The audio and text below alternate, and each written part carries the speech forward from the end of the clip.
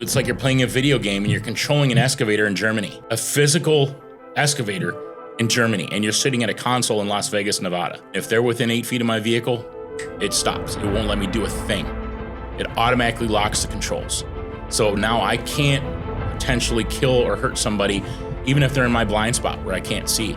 Anybody that ever says a woman can't do what a man can do, throw that idea out of your head right now. Some of the best operators, some of the best mechanics, some of the best truck drivers I've ever seen are women. Watching these guys be successful, that's what I take out of this course. It's not, my success is their success. Yeah. So if I do a good enough job and they go out there and they get a job and they're successful, that is my legacy. If you're thinking about a career in the trades and you want to know what employers actually look for, what the work is really like, and what nobody tells you before you get started, you're in the right place. Built in the Midwest features conversations that'll help you figure out if this path is for you. Welcome, Donnie. All right, to the Built in the Midwest podcast. Thanks for joining us this morning.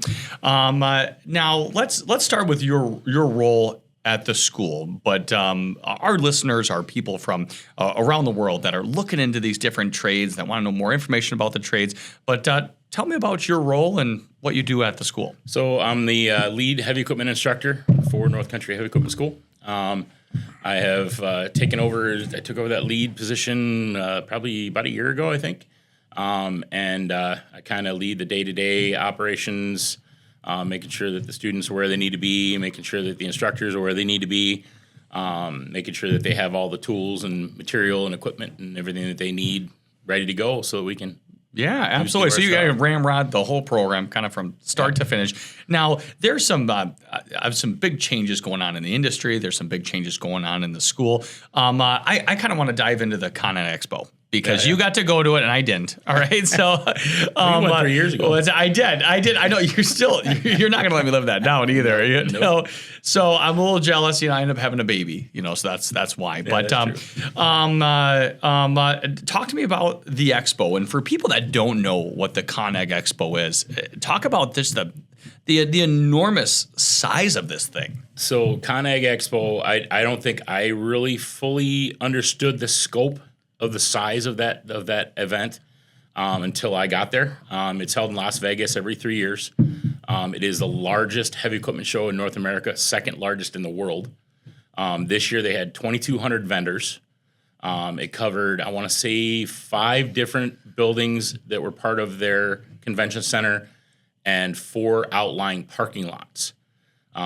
Every manufacturer you could ever think of had equipment there, from the smallest skid steer you've ever seen through the largest construction equipment you could probably imagine. They had the dump trucks where the tires are taller than a semi-truck. And they had, concrete equipment and crushers and skid steers and excavators and dozers. I mean, you name it, they had it. They had demonstrations, and they also had a whole bunch of different vendors that cover not only just the equipment themselves, but the technology that is in and is coming to that equipment. And I think that was probably one of the most exciting things for me, was seeing some of the technology that's coming. Smart grade systems on dozers, where a lot of times the operator doesn't have to make those small minor adjustments anymore. The machine makes it for them. Proximity software. Part of our program, we read OSHA incidents where people were hurt or killed on the job due to inattention or not paying attention to what's going on. Well, now there's software where they can set it as a proximity, where, let's say, I don't want anybody within 8 foot of my machine, where now it recognizes people on the ground in areas where I can't see them, and if they're within 8 feet of my vehicle, it stops. It won't let me do a thing. It automatically locks the controls. So now I can't potentially kill or hurt somebody, even if they're in my blind spot where I can't see. And I'm sure people understand what blind spots are. Everybody's driven a car, or most people have. Equipment has blind spots, and some of them are worse than others. And then there's people with disabilities that have additional blind spots. We've trained students before with that had cochlear implants. We had a fully deaf student. We've had students with blind in one eye or the other. We even trained a functioning quadriplegic student. and he couldn't turn like a normal person. So everything that he had was in this view here. Anything behind that, he couldn't see. So this type of software that they're coming out with on not only but new equipment, but you can outfit old equipment with it. So now we could take an excavator that's been out in service for 15, 20 years and outfit that excavator with that same software. So it's amazing the amount of things that are being done. I mean, they had stations where you could literally sit down at a console, it's like you're playing a video game and you're controlling an excavator in Germany, a physical excavator in Germany, and you're sitting at a console in Las Vegas, Nevada. But that excavator is in there, and it's actually operating. It's like drone, like the same drone technology where military is flying drones all over the world from a trailer in the middle of nowhere. So this technology in the last 10 years has just gone to the nth degree. But the safety stuff is something that's interesting because we see that in vehicles where the automatic braking, where a person, it just senses a person in front of you is going to automatic brake for a lot of newer cars, or the blind spot detection where it won't let you get over if there's a car in your lane, and the light will come on, and they got cameras and mirrors now. And so this is all for safety. It's gonna help all these future operators just to be more safe, utilizing technology in a much more kind of positive manner. And they have the GPS equipment out now where it is, as long as you have satellite access, which most job sites do, they can set it to where the machine will make the cuts and grades and everything that they need it to make without the operator having to do it. Literally, they're a steering wheel. Well, and I've heard of that with some newer equipment where it's almost dummy proof, where you can't mess it up, where it'll only go down so far, and if that trench needs to be 36 inches plus or minus a half inch, it'll hold it right there. The entire time. So, no, just amazing. Now this place is huge. So it's every 3 years. So it takes 3 years to put this event on. So we're not talking about a little trade show here, or expo. This is absolutely gigantic. I sat on buses to go from the different areas. I sat with a group from Italy, another group from Switzerland, one from Germany, Korea, Japan. And I'm talking to these guys like all over the world. They're from all over the world, but we share interest, and we share interest in the industry and what we do. And it's you're talking to these people like you've known them for years. That's awesome. You have that. You instantly have that connection. Some of them were vendors, and some of them were just coming to see the show. And it's just it's such a broad spectrum. I mean, I was there for almost 4.5 days, and I didn't see everything. Wow. I missed half of one full building and one full parking lot. I needed at least 4.5 days of going through this stuff. And you still didn't see it all. No, and I think I came back with 8 bags of swag. I've got a couple things to display over here. But I mean, it's just amazing to even some of the places some people I talked to I hadn't even really thought of, because when you sign up to go to Ag Expo and you get your ticket, they have a thing called My Show Planner, to where you can go in and pick different people or different companies that you want to go visit. It puts it into an app, and then you pull up that app while you're at the show, and it shows you exactly where those vendors are located in what building.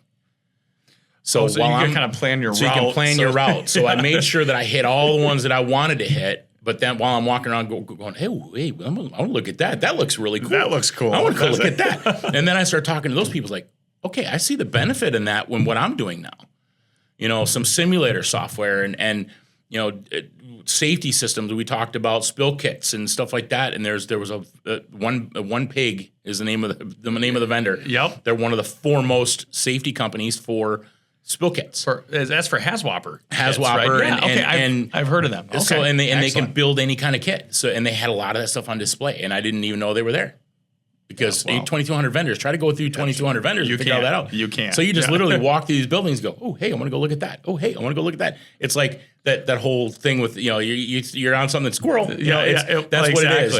You're zeroing in on. I got to get to that booth. All the way over there, and I hit. You know what you want to check out, but all of a sudden you're like, oh yeah, I want to check out all this. It's like going through a grocery store, and I need to get these 3 items, and you come out with 30. Going through a grocery store hungry. Exactly. Don't do it, because you're going to come out with 30 items when you wanted to get 3. Yeah.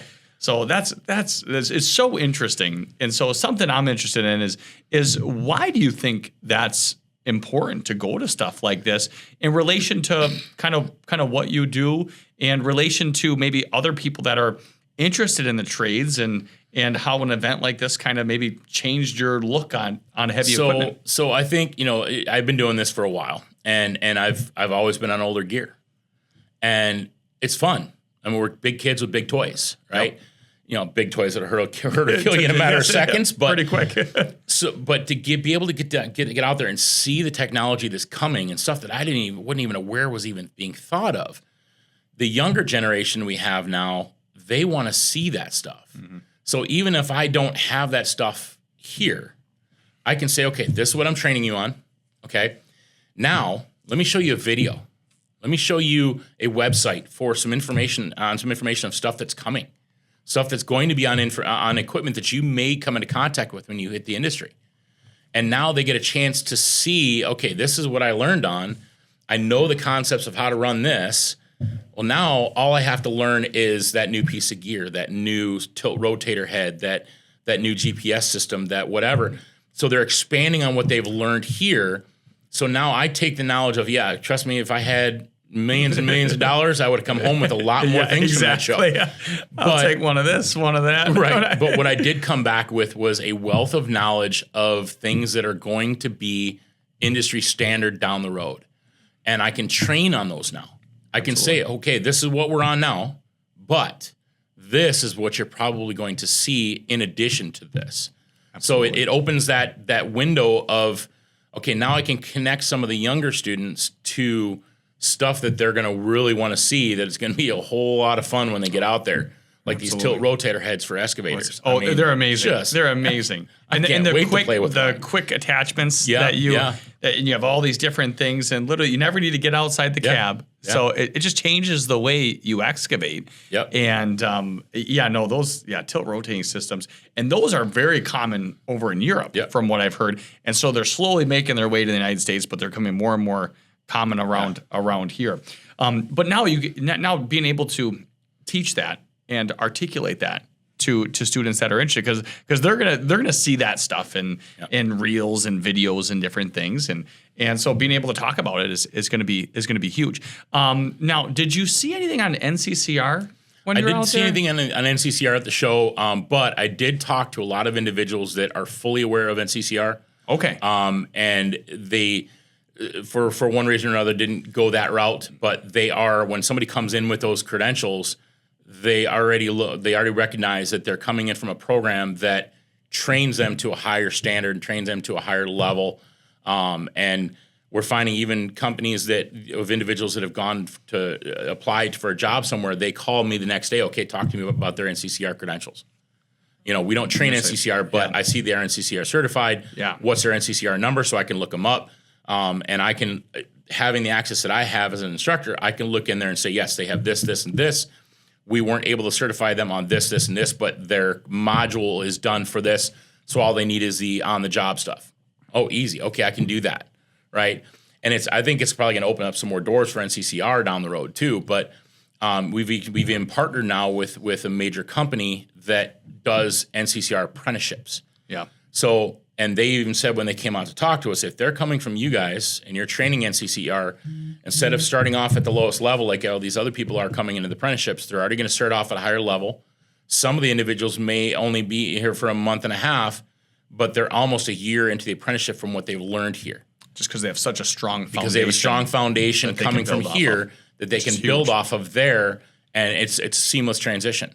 Absolutely. We're getting them signed up. We're getting their NCCER number. We're getting them as far as we can get them with what we have capabilities of. Then all they have to do is carry on when they get to that new location. And I'm showing our individuals how to bring up that information. There's Builder Facts is another program now through NCCER. It's an online app that the person can bring up. So if somebody doesn't know how to use a QR code, which most people should. Yes. But if they don't know how to use a QR code, these people, the individual can send them their credentialing right off of Builder Facts, and it comes with all the information that they need to know about that individual. So that's another resource that they can Right. utilize there. So let's back up just a little bit for people that don't understand. We keep talking about NCCER. All right, so that's the National Center for Construction Education and Research. What is that? And what credentials are you talking about in layman's terms so people can understand what we're talking about? So NCCER is a nationally recognized construction education program. They train not only here in the United States, but they do some training overseas as well. What they've done is they've taken industry experts and they got together. I want to say it was early 90s. They got together and they came up with an industry standard. Okay. So industry standard basically is saying the industry recognizes these terms, industry recognizes these skills as being important, and they came together, subject matter experts come together and say, okay, I think if it's a skid steer, they should know how to do this. If it's a front-end loader, they should know how to do this. If it's an excavator, they should know how to do this. So what NCCR has done is they've taken that information from the subject matter experts. They've made a program now that we can train off of using PowerPoints, online module testing, performance profiles, so that we can take the information that we're already teaching, add to it from the NCCR program, and now they're coming out of here with better credentialing than they ever have in the past. Yeah. So in the past, they came out of here with a safe to operate. Yep. Which is great. We want to make sure that we're safe, right? Absolutely. But now they're coming out with not only a safe to operate, but they're coming out with specific skills that they've gained on skid steers, specific skills they've gained on loaders, on everything that we train here. Yep. We're also taking them a little bit further. We're working with level 1 and level 2. Their level 1 level 2 programs, and we're kind of branching into their level 3 because we teach motor graders as well. Yeah, absolutely. And that's actually under their level 3 program. So we're going to work towards getting the core program involved too. So with level 1, level 2, and level 3, they have to have core. Then they have to have a certain modules done with online module testing and performance profiles. Yeah. Those all come together, make them a craft person for that level for that level. Right. And so from tying this back to employers, from an employer's standpoint, somebody comes in with a level 1 and level 2 heavy equipment operator, NCCR credentials. What does that mean to the employer? It means the employer that not only are they safe in that piece of gear, they have a better working knowledge of that gear than somebody that either hasn't run one before or has basic knowledge. They're being specifically trained in certain areas. We even dig into construction math. We dig into interpreting civil drawings, which is, everything we do is on a civil drawing, right? Yeah, absolutely. So there's other aspects of it that they're trained on, not only the generalized industry standard stuff, but specifics to those individual pieces of gear. So now that employer can say, okay, I don't need to teach this guy the basics. I can take this guy or girl and train them on what I need them to know specifically for my employment here. Yeah, absolutely. So I don't have to go back to the basics with these individuals. So if they're coming out of here with NCCR certifications for a skid steer, okay, this is what we use a skid steer for. These are the attachments we use. Now all they have to learn is that part of it. Everything else is already done. That knowledge is already there. And they've gotten the confidence. We've had individuals that have left here that were hired as a dozer operator, actually one guy was hired as a backhoe operator.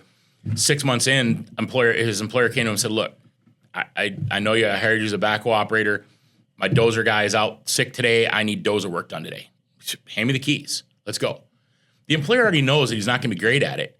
But if he gets a half a day's work done, that's a half a day's work that he would have not gotten done otherwise. And for that individual, it shows the employer that they're not afraid to get out there and do it. Yeah, absolutely. Okay, so they're gaining the confidence out of that. Mm-hmm. And the NCCR reinforces that confidence. It takes them, we teach them the basics. The NCCR reinforces that, gets them that extra knowledge, and builds that confidence quicker. Mm-hmm. And that's what I'm seeing the most out of it is the confidence in the students is skyrocketed. We get individuals that come in have never seen a piece of heavy equipment, let alone sit in one before. You've said that before, where they don't even know what a grease cert is. Yeah. But now they know the Yeah. importance of maintenance. They know the safety behind it, and employers love that. Yeah. We've had simple things like teaching people how to climb on and off equipment. 3 points of contact always facing the equipment. I've had employers want to partner with us because we teach that alone. They don't care about anything else. Just the safety. Just the safety side of it, because the one employer that partnered with us and has hired 8 of our students, he literally 2 weeks before we had that conversation had to send 3 people to the hospital because they jumped off of a track of a dozer and either twisted a knee or twisted an ankle. So Something that one simple as point, that. something as simple as climbing on the equipment, 3 points of contact facing the equipment. And that's a cornerstone of our project. Cornerstone. That's a big deal. Cornerstone of That's what a we big deal. teach here. Yeah. But it's amazing what the employers now are recognizing. And this NCCER, it takes it to a whole new level. It brings us into a new world. You know, it's been tough getting it up and running, but I can see the benefit in it. I've learned, and I've been doing this a long time, and my mind's always open to learn, and I've learned from this program. And I know if I'm learning, the students are learning. Absolutely. And I can tell you the excitement level from day one to end of program is huge. And they're excited about the credentials, and they're showing them off. And the fact that they're walking out of here with that stuff in hand is even better.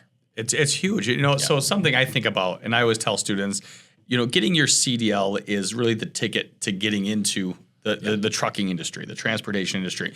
And it doesn't mean you're a professional driver once you go through truck driving school and get a CDL, but it means you have a foundation to build off of. And then from there, there's always going to be on-the-job training, no matter what it is. I have a buddy that's going for he wants to be like a surgeon or something. But anyway, he's in his residency now, which is on-the-job training for doctors. Yep. And that's like a few years. I would say he'll be doing that for 5 more years before he exactly. Anybody, yeah. But it's you know, he went through all of his schooling, got a foundation, and he said now it's literally on-the-job training for becoming a doctor, the residency.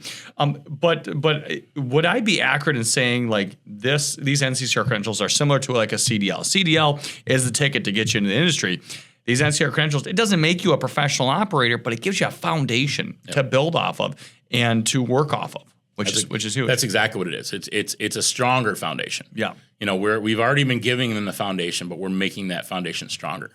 So when these individuals go out to an employer, the employer, even if they don't know what NCCER is, the person that is coming in applying, they put I'm NCCER certified. They put in their NCCER number, and these employers are going, "What's NCCER? What's this?" Yeah. And our guys know enough to train them on that, and then they go to their website and they look at it like, "Wow, okay, that's amazing." It's a big deal. It shows here that you've got skid steers, and you can look even just on the website. It'll show you what you're learning. You know, it doesn't give you all the capability of taking the tests and everything without being paying for the system, but it gives you an idea of what they're learning so that you as an employer can look at this and go, okay, this person's coming in way better off than anybody I've hired before. Why is that? Yeah. What's different about this program and what they're learning? And then they see, they look, they see, and then they do, right? So they look at the individual that they're hiring, they see what they're being given, and then they watch the individual go do it. And they like, wow, okay, they're light years ahead of the last guy I hired that barely, he worked on his mom and dad's farm for 6 months, right? So having that stronger foundation, it is not just a foundation, it's a stronger foundation. It's taking what we've already been teaching and strengthening it even more. And our hire rate out of school right now is going way up. And it's been exciting. Really exciting. Yeah, it's getting, these people are becoming more and more successful right out of school, which is the goal. The goal is to get them employable and give them the skills and core competencies to be able to enter this industry, as an entry level professional operator. So talk to me about North Country Heavy Equipment School is an NCCER accredited school. Mm-hmm. Now, are there a lot of schools like that across the country? If somebody's in California and they're looking at wanting to be a heavy equipment operator, right? Would you say that going with an NCCER accredited school is a big decision, and that would be a big part of it to know that you're getting the training that you need, that they need in order to be able to get into this industry? Yeah. So me personally, if I was looking for schools and I knew what NCCER was, I would look for the schools with NCCER, because I know that for the money that I'm paying, I'm coming out with more on the end. Not only am I just getting time in the seat, but I'm getting that time in the seat, and I'm going to have a lot more to prove and to show for it at the end. In a national accreditation. That you can take anywhere. That I can take anywhere. Across. And the accreditation follows the individual. It doesn't follow the, because we are NCCER accredited, we are able to train those individuals in the NCCER programs. We've gone through the whole vetting process. We've gone through the certification process. And I've been through the certification process for an instructor, for test proctor, for performance profiles. And maybe you should talk about that, because that has been probably one of the most arduous things, amongst everything. It's just getting, once the school is accredited, then getting all the instructors certified is a massive process. It's taken months. And it's not just a massive process. It is a process where the instructor is taking ownership. So when I sign something, I am not only, like when I'm doing a performance profile, I click on it, I say, yes, this person's certified in this, we've gone out, we've done the testing. But at the last thing that I have to click on is a box, and it's on every time I click on every one of them, it's saying that I'm putting my name out there as a certified instructor through NCCER, that I have met all the criteria in the NCCER program, that this individual is certified in that thing. That's my butt on the line. So if I just go out there and pencil whip it and say, hey, yeah, this guy's good to go, and then he gets out there and doesn't perform, then the employers go, what the heck? Then they call NCCER. Who certified you? Yeah, and I can actually lose my certification, right? And so it's a big deal. It's a big deal. I'm taking ownership in not only training the students, but training them under this new program with NCCER, saying, yes, this person has met the criteria that NCCER wants and needs. And that's a big thing. Absolutely. And people that deal with NCCER or the credentials behind that, they understand what it takes to get these craft qualifications. Absolutely. So when somebody has said, and this is an industry professional says, yes, this person knows, they can trust that. And NCCER, they do spot checks, they do audits, they do everything else like a normal education program like this should do. And every time we've done one, it's been great. Yeah. And I take a lot of pride in that. I know my fellow instructors take a lot of pride in that, knowing that not only am I bettering myself and bettering the program, but we're bettering our students on the long end, on the end of it. So when I send these guys out to the industry, not only are they going to be successful, but we're going to get calls from those companies saying, okay, you got any more like this guy? And we're getting those calls. Absolutely. And with the industry, one thing that I think is really exciting about the industry right now is for a lot of years, the federal and state governments pushed college. Yep. Right? You got to go to college to be successful, right? You can have a very, very, very smart kid, but they're not college kid. Mm-hmm. Okay, I'm not saying they're not smart enough to go to college, but a lot of those kids for a lot of years were pushed into these college programs, and they get in there and they don't know what they want to do. Okay, I'm going to minor in this and I'm going to major in this. A year into it, I don't think I like that. I'm going to go do this. And then now they're 6 years into a college degree. They get out, they can't find work in that degree, and they've got $40,000 or $50,000 in federal student loans or more to pay off. And now what? And no job. And no job and right. No degree. But yet we can take a person from high school and put them into a trades program for a heck of a lot less money. And now they walk out the door, they're making money day one. And employers, for a lot of years, they wanted those guys that have 5, 6, 7 years experience. Well, my going joke, and the girls in the office give me crap about this all the time, those individuals are unicorns. Yeah. They're mythical creatures. They don't exist anymore. Because they're already retired. Yeah. They're getting ready to retire, or they're already working somewhere and they're not going to leave. Yeah. So the school, or the employers now are looking for people coming out of school. And every employer I talk to, I said, think about it this way. If I hand you an individual that has the basic knowledge on that piece of gear, is safe, knows what he's doing, all you have to do is train that person on what you need them to do for your employment. You don't have to teach them the basics. They already know that. I've already taken care of that for you, right? Exactly. Now they look at that and go, okay, I can mold them the way I want them.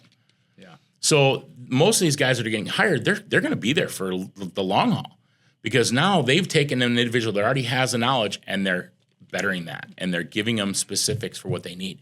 So more and more employers now, and I've seen this over the last couple of years because we do our best with job placement and stuff like that too. I'm on Indeed just about every day. Every few weeks, I teach a resume writing class to try to help the students write resumes. So I'm seeing more and more employers calling me and saying, hey, I know I used to ask for that person with 4 or 5 years experience, but I'm going to put preferred on there now. Or I'm not going to put anything on there at all. Because I realize I'm not going to get that unicorn, that mythical creature. Yeah, exactly. I'm not going to find that individual anymore. I need what you have. Yep. And we're seeing more and more of that, and more employers are calling us. An individual from here will graduate, go get a job somewhere. 6 months later, that person's calling me, hey, my boss said to get in contact with you, I need 5 more people. Wow, that's unions, huge. And we're getting more recognized with the unions. One of our wintertime instructors is actually a union member with Local 324, and he's gotten some information and some ins for us with them. We've got some coming out of unions. And there's been Wisconsin. numerous students that have gone to. I'm thinking of Baco or Payne and Dolan or Mortensen that are huge union operators, and they've been extremely successful, which is huge. So that's something I'm interested in, is kind of some of the companies because I think there is this notion that heavy equipment operator is going to be maybe in a pit all day, or it's going to be in a mine. But talk about all the different opportunities that you've seen students get into in the operator industry, and I think a lot of people would be surprised. So I've had individuals leave here, and they may be hired as I'll give you an example, a dozer operator, and he called me the first week and said, Don, they're putting me in a loader in a pit. Okay, that's acceptable. Are they changing your pay at all? Well, no, I'm still getting paid as a dozer operator. Well, guess what? You're going to be the most pricey and well-paid loader operator on the planet. Pit that you can, in a exactly. Pit, right? So what they're doing is, it's just like any other job. You've got a period where the company wants to understand you. They want to know you. They want to know, is this person going to be successful for us? Or do I want to take them and put them in a $900,000 piece of equipment day one? Probably not. So they're going to put you in a piece of equipment that may be $100,000, right? Once they get that feel for you, you're going to get to where you meant to be, okay? And another industry stigma, if you will, is I'm not going to work in a trench ever again. Well, I'm going to tell you right now, you're going to spend some time in a trench. Absolutely. You're going to spend less time in a trench the closer you get with the heavy equipment, but there's always going to be fine-tune work. Yeah. If you're putting a pipe in the ground, you have to get that 1 inch per 10 foot of drop on a pipe, so that you have a quarter bubble level on a quarter bubble on a 4 foot level. Yeah. So there's going to be some fine tune work, and that's where we teach that as well. We teach how to properly set a pipe, how to compact your areas. Compaction is huge when it comes to construction. Okay, so you will spend some time in the trench, but you'll spend a lot less time. Yep. Right. And the better and better you get, the more and more time you're going to spend in that equipment. So there's going to be that learning phase. There's going to be that. Okay, you're the new guy, right? Absolutely. So it's just part of anything, anywhere you go. And I think that's important is to not picture it at all. It's not all roses and rainbows. Guess what? You're not going to be in that piece of equipment all the time. Now you might get a job that's it, but you might not. And you might be in that trench. You might be in that pit. You might be working a shovel a lot. But that's a part of it. But like you said, as you get better at the equipment, you get more and more in that piece of heavy equipment. Now, I had one individual that left here, went to a construction company, and they put him in an off-road fork or off-road dump truck. Oh yeah. He drove dump trucks here in the yard, but they're not articulating dump trucks like he's driving now. No. He called me. He's like, Don, this dump truck is so cool. I love this thing. I want to stay in this thing forever now. Well, you know what? The good thing is you may be hired in one thing, and you get there, and they put you in something different. You're like, wait a minute. I think I like this better. Okay? I've had individuals that have sent me pictures from where their new job sites are using equipment that I have never seen before. And then, of course, me being the heavy equipment operator, I go down that rabbit hole, right? I get onto Google and start searching. Hey, wow, that's what really is that? Then my excitement level goes up, right? Because I'm getting to see different pieces of equipment that I may not have seen before, even some that I didn't get a chance to see at the show. So it's amazing some of the equipment these guys are coming out of school and getting put on. It's like, wow, I didn't even know that existed. Exactly. But it's exciting for you. Yeah. To be able to say like, wow, look at what my students are doing. Look at what they're accomplishing. Look at what they're achieving. I think about that female student. Was that last year? and was it Eagle Mine that she was operating an excavator in Eagle Mine, and way like thousands of feet beneath the ground, and it's a precious metals mine, and she sent me some pictures and stuff. But it was just the coolest thing to go from school to operating a massive excavator in a mine, and that's what she wanted to do. And speaking of women, I got to tell you, Josh, anybody that ever says a woman can't do what a man can do, throw that idea out of your head right now. Some of the best operators, some of the best mechanics, some of the best truck drivers I've ever seen are women. So women out there, awesome. Come see us. Because women naturally, and it's ingrained in their genes, I wish I had it, they're naturally very good at multitasking, and they're very detail-oriented. Us guys, we got to work for that. Yeah, absolutely. We have to find that skill. It's ingrained in them at birth. I don't know what it is. So we're seeing more and more women in the industry. As a matter of fact, right now it's actually Women in the Industry Month, History Month, and it's so all you women out there, I'll get on you. Keep doing it. So I think it's exciting. We have 2 women in the class right now, and they're doing phenomenally well, better than some of the guys. I love it. And they had never seen a piece of heavy equipment before, but yet you get them at the controls, and man, they're at home. They're picking it up, Yeah. And I think that's really empowering, to say that. And it's funny you talk about females. So just yesterday, I was training 3 females at the truck driving school, and these ladies are making it happen, and they're shifting, they're backing up, and we had just got this massive snowstorm, and so all the other instructors are like, "Josh, you're really going to go out on this?" I said, "Yeah, let's do it. Let's get some adverse weather condition." Yeah. There was some roads that were 1 lane because the snowbanks on the sides were so, and they're doing a phenomenal job. So it's one of those things that absolutely, and honestly, I love working with women on the road.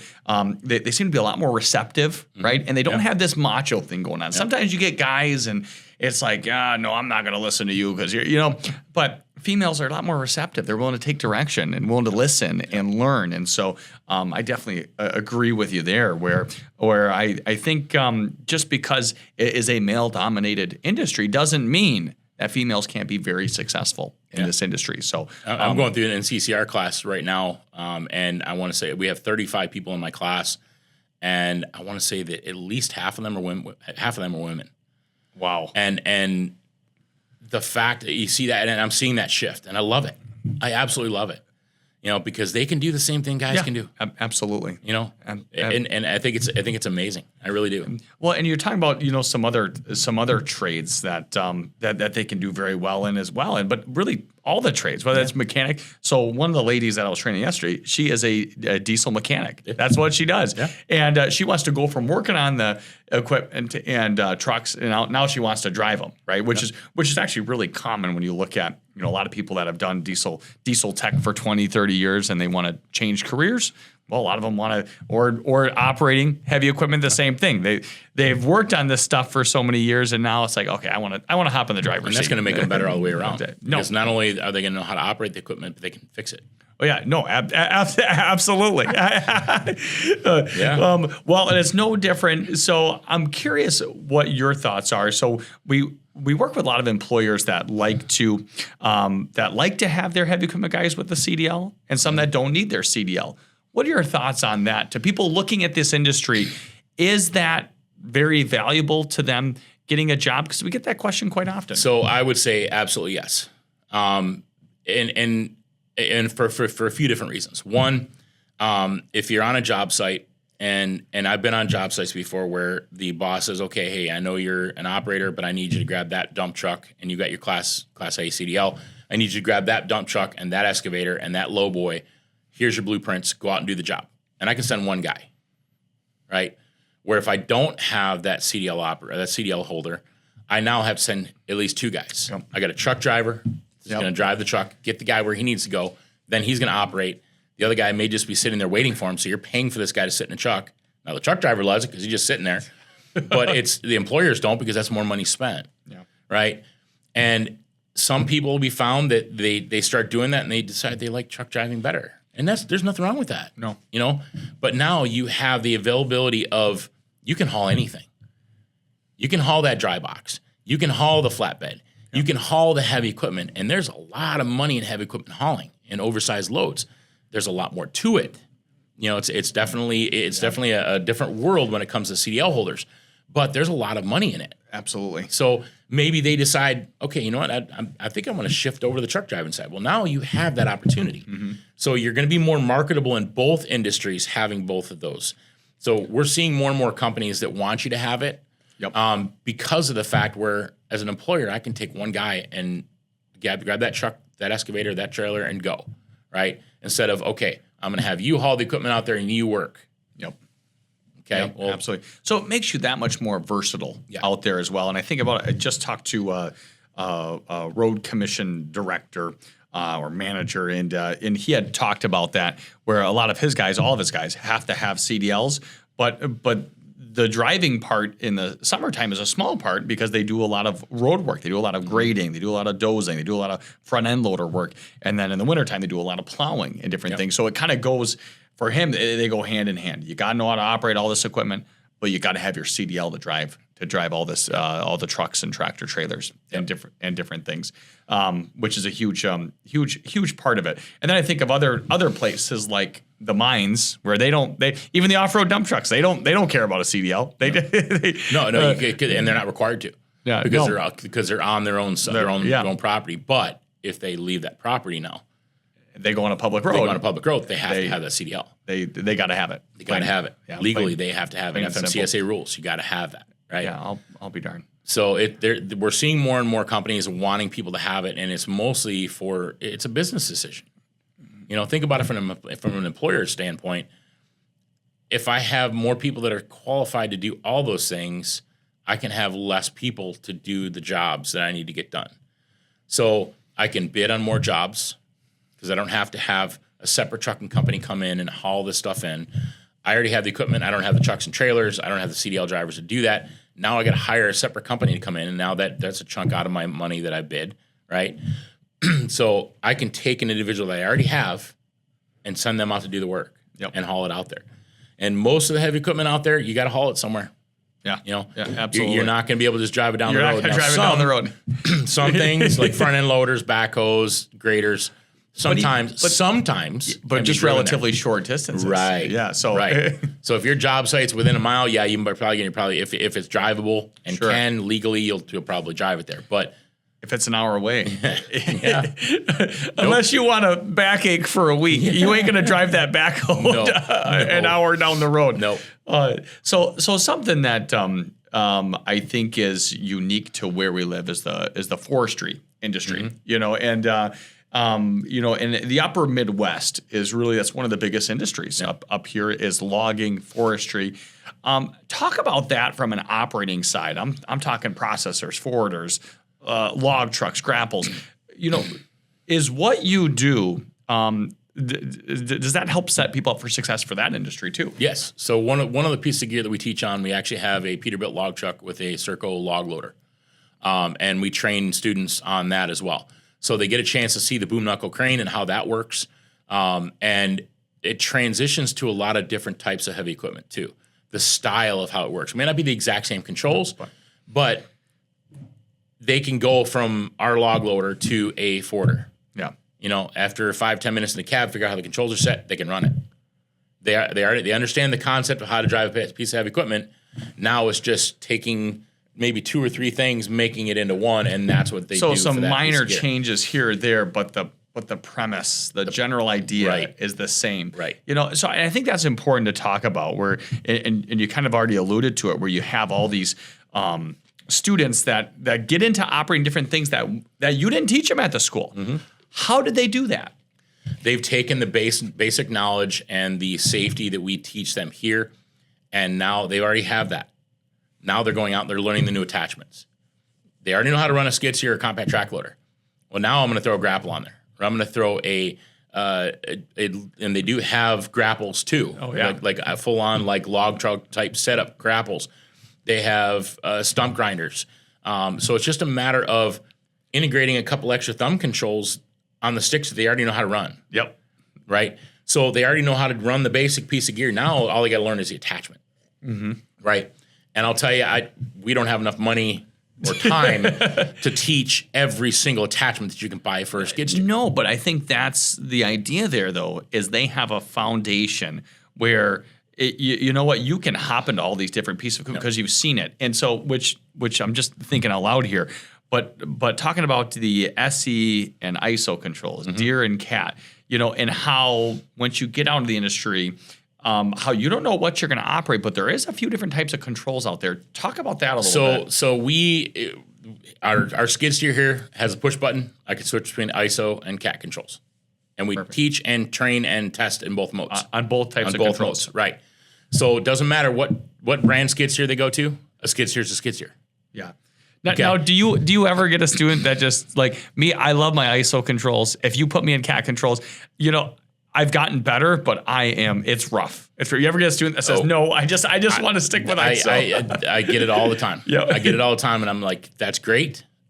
I appreciate that, but I want you to train in both.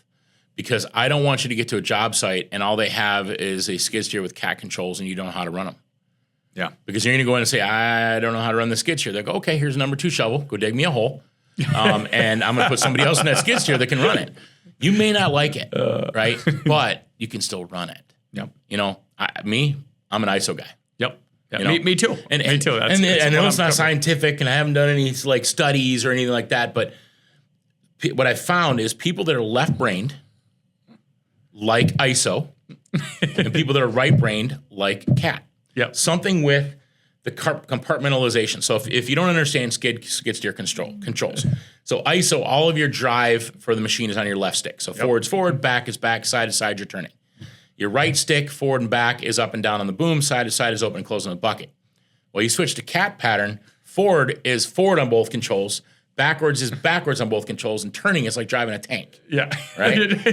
and left and right on the left on the right on the left stick is up and down on the boom. Left and right on the right stick is open and closed on the bucket. Yeah. It's like screws me up every time. I can do it. I don't prefer it. But I can do it. But you almost got to rewire your brain a little bit. You do because you get so used to one set. And so the fact that you also say, no, okay, you did the exercise in ISO. All right, now let's go to SE, cat controls, and let me see you do it this way, And so I love that. So it really does just sets people up for success with whatever type they're operating. And like you said, the push button. Talk about that. A lot of machines have that now. So a lot of the newer machines are what they call push button or push button start. They have a start control switch that has their start and stop on the machine. They have the lock and unlock for the parking brake and hydraulics. And you can change the controls. You can change the controls right there. You press one button, it switches from H to ISO. You press it again, it switches back. They even have some people that are really crazy that like the foot pedal machines. Oh, jeez. And you can still order them that way. Like our John Deere skid has an F there. Yeah. It will never switch into it because it's not installed on our machine. No. But there's some crazy people out there that still do that. And that's... it's been a long time, but a lot of farmers, right? And farmers used to have those. And oh my God, no! You try to operate. You got your feet going, and you got to be. They're really touchy, and so it's all part of the newer machines, the newer technologies that are coming out. The good thing about those types of machines is, and I say this to my students all the time. One guy will come in, I'm a cat guy. Well, that's awesome. Well, we're here, John Deere people here because I have a John Deere dealer less than a half mile away. So if I need parts and service, that's where I get it. It's right there. If they weren't there and it was a cat dealer, I'd probably have all cat gear. Yep. I said, but guess what? An excavator is an excavator. If it has a boom, a stick, and a bucket, it all digs the same. Yep. So if I teach you in John Deere and you go get a cat machine, within 5 minutes of you sitting in the cab, figure out how the controls are set, you can run it. It's an excavator. You go from cat to Komatsu. You go from Komatsu to Lugong or whatever. Any of those other ones, right? It's an excavator's an excavator. A backhoe's a backhoe. Now, some of those newer machines now, with the excavators, backhoes, you can actually switch controls in those too. Yep. Right? Our mini excavator has it's a toggle switch that does that. Switches between backhoe pattern and excavator pattern, which backhoe pattern is the same as SAE pattern. Yeah, interesting. So something on that point that I was just thinking about. I was talking to a big utility contractor, and we were talking about backhoes here. This is just recently. And I assumed that all these major contractors are buying just the regular excavator controls for their backhoes part. And they said, no, they still like the wobble sticks in front because of your older operators, that's what they learn on. That's what they prefer. Yep. That's it.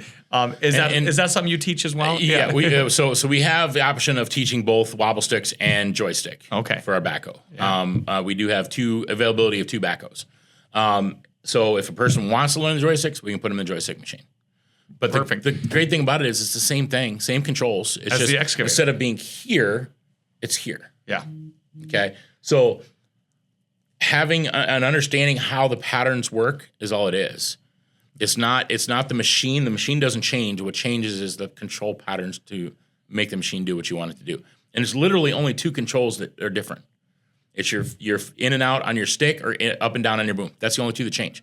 Side to side is always open and closing a bucket. Side to side on the left is always either rotating the boom or rotating the house. I'll be darned. Okay, so there is a lot of consistency Correct. there, but something that was interesting that you mentioned is you come out of this program, and it doesn't matter if you're getting into, like I said, a Lugon or a cat or a Komatsu or a Kubota or a deer. Coyote. Coyote's a new one. Coyote. Coyote now has mini excavators. Or even a forwarder, forwarder or a log truck. You can hop into any of this stuff. So, it's interesting. So it really does set you up for success for the industry as a whole because you don't know what people are going to get into. Yep. So essentially, you want to get them ready for whatever they might encounter. Yep. And that's what we try to aim to do. We try to get them comfortable, not only in the piece of gear that they're on, but overall. Yeah. Okay. So like I said before, if a person gets hired in for one piece of gear, and 6 months later, the boss says, well, you know what? You've been doing a phenomenal job, but I need somebody on this piece of gear. Hand me the keys. Let's go. Yeah. Right? That's what we want. We want that person not to be afraid to get into any piece of gear and do the work. And most of the time they get in, the first thing that they're going to do is they're going to start it up and they go, okay, how is this thing set up? Okay, I can do this. Because they already understand they're comfortable in a piece of heavy equipment. Yeah. And we get a wide range. I mean, from high school kids all the way through, I think the oldest one I've had was 66, 67. Wanted a career change. Cool, I'll teach you. So literally 16 to 66. Yeah. But it's the comfortability of going from never having been in one to, okay, give me the keys, let's go. Let's do it. Man, that gear looks fun. Let me do that. Yeah. Right? They're excited to go do it now. Yeah. When they leave here in a month and a half, they're like, wow, do I really have to leave? I'm having a good time here. Well, guess what? There's a whole lot more fun to be had when you leave here. Yeah, absolutely. We have a small snippet of what you're going to see in the world. Absolutely. So go out there, make that money, have fun. And that's another big thing we like to do is we like to have fun. If I can teach a person how to have fun and be safe doing what they're doing, they'll never work a day in their life. It's big kids, bigger toys. We're in a big dirt pit. I mean, a big sand pit. I probably ask everybody out there right now how many people have ever played in a sandbox with a toy truck. Absolutely. Just about everybody raise their hand. Well, we're big kids with bigger toys, right? So, and there's some really big toys out there, and they do some really cool stuff. And we're only scratching the surface. Mm-hmm. And these guys are going to leave here, and they're going to go out there and like, ooh, what's that? I want to run that. Okay, I'm on this, but I'm gonna strive to be in that, right? And that motivation now is there. The comfortability is already there. They've already gotten that from us. Now, okay, challenge me. Give me something to do. Put me in that over there. The boss is going to see that. They're going to see that motivation. They're like, okay, where'd you go to school? Where'd you learn? So it's fun watching them go and I kind of like turning into butterflies, right? Yep. You go from never having done it before to, all right, let's go. Give me the keys. Absolutely. I think my favorite part about your program is all the hands-on. And you talk about that, like, and you talk about like it's no big deal, but it is a huge deal. Yeah. That we're not doing excavator simulators or video games or you're running real excavators, real front end loaders, real dozers, real backhoes. I see some benefit to simulators. Sure. But that's only to get them kind of get their taste or their whistle wet, if you will. Yep. Then I'm putting them hands on. Yeah. Because doing it on a simulator, watching it on the screen, trust me, I got to do a lot of those when I was in Vegas. I can imagine. You got the whole VR glasses and you're running this thing. It's like you can look around and see everything. Yeah, it looks really cool, but it's not the same as digging in real dirt. And how the machine reacts and running over the ground. You don't get that in those simulators. So I see the benefit in simulators. But putting them hands on, and we're about 95 to 97% hands-on. we do a day and a half to 2 days, sometimes 3, depending on what the NCCER program up front, which is our basic. Okay, this is your indoctrination to the course. This is the safety behind what we do. This is how we're going to be safe. This is how the program's going to run. Okay, here's the keys. Let's go. Let's go. And we teach them everything from how to check out the gear properly, do the pre-trips to make sure that the gear is safe to operate and that they're not hanging their butts out to dry from the guy before them, and how to maintain that gear at the end of each day too, so it keeps their gear running. Our excavator has been in our yard for over 22 years. Which is still amazing. running. Still running. Still going strong. Still being maintained. And everything else. So and employers love that too. If you ever want to go down a rabbit hole, look up heavy equipment prices on Google. Oh yeah. Even just look at the used. Absolutely. Companies can't afford to spend that kind of money. No. So they're going to buy a piece of gear and they're going to keep it and run it as long as they can. So absolutely. It's the excitement level is blooming and blossoming, and watching these guys be successful.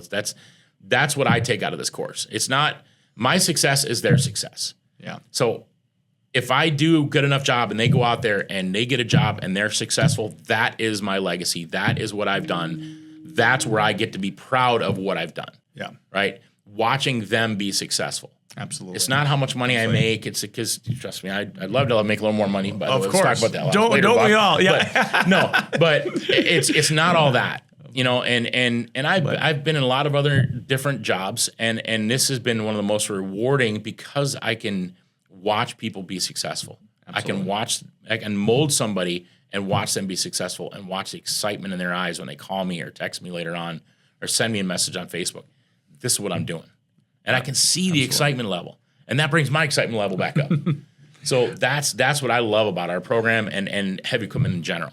Well, I love it, and I will tell you, I don't think anyone would question your passion for being an instructor, the lead instructor, or your passion for this industry, or your passion to help students. I mean, even your and I know we're running short on time here, but your job skills class and resume building class, I mean, you do so much around. So I want to be respectful of your time, Donnie, and I really want to thank you for joining the podcast today. I think it was a great conversation. It was great to pick your brain and talk about all the great experiences and going to the ConExpo. All right, I'm still very jealous of that. In 3 years. Right. 3 years. I'm going again with you. 3 years we're going back. I'm not having any more kids, so right, I don't need to worry about 3 that. 3 years we're going back. So thanks again for joining us today. I appreciate the opportunity to be here. Thank you.